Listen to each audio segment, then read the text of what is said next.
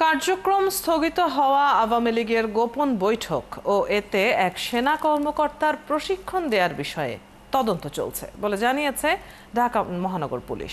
শুক্রবার ডিএমপি জানায় গত 24 ঘন্টায় নাশকতার অভিযোগে 8 জনকে গ্রেপ্তার করা হয়েছে। এদিকে চাঁদাবাজির মামলায় বাংলাদেশ গণতান্ত্রিক ছাত্র সংসদের সাবেক যুগ্ম আহ্বায়ক জানে আলম অপুকে গ্রেপ্তার করেছে ডিবি। বিস্তারিত জানাচ্ছেন নিবিড় সাহা। টেম্পোরারি অপারেটিং বেস থেকেও আমরা এই অভিযানগুলো পরিচালনা। বৃহস্পতিবার সেনা সদরের ব্রিফিংয়ে জানানো হয়, নিষিদ্ধ আওয়ামী লীগের কর্মীদের প্রশিক্ষণ দেওয়ার অভিযোগ ওঠা মেজর সাদেকুল হক সাদেককে হেফাজতে নিয়েছে সেনাবাহিনী। তার বিষয়ে তদন্ত চলছে। আমাদের বর্তমান যে ক্যাম্প আছে সেখান থেকে। এদিকে গত 24 ঘন্টায় নাশকতার অভিযোগে কার্যক্রম নিষিদ্ধ দলটির 8 জনকে গ্রেপ্তার করা হয়েছে। পুলিশ বলছে, আওয়ামী লীগের গোপন বৈঠক ও প্রশিক্ষণ এবং সেনা সদস্যের জড়িত থাকার বিষয়ে অধিকতর তদন্ত চলছে।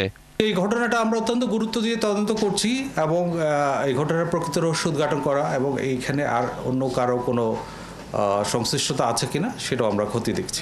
17 জুলাই বৈষম্য বিরোধী ছাত্র আন্দোলনের সমন্বয়ক পরিচয় দিয়ে সাবেক সংসদ সদস্য শাম্মী আহমেদের বাসায় গিয়ে চাঁদাবাজির ঘটনায় বাংলাদেশ গণতান্ত্রিক ছাত্র সংসদের সাবেক যুগ্ম আহ্বায়ক জানে আলম অপুকে গ্রেপ্তার করেছে ডিবি। থানা পুলিশের পাশাপাশি ঢাকা মহানগর গোয়েন্দা পুলিশ ঘটনায় জড়িতদের আইনের আওতায় নিয়ে আসতে কাজ করে এবং তারই প্রেক্ষিতে আজ সকালে রাজধানীর গোপীবাগ হতে জানে আলম ওরফে তপুকে গ্রেফতার করা হয়।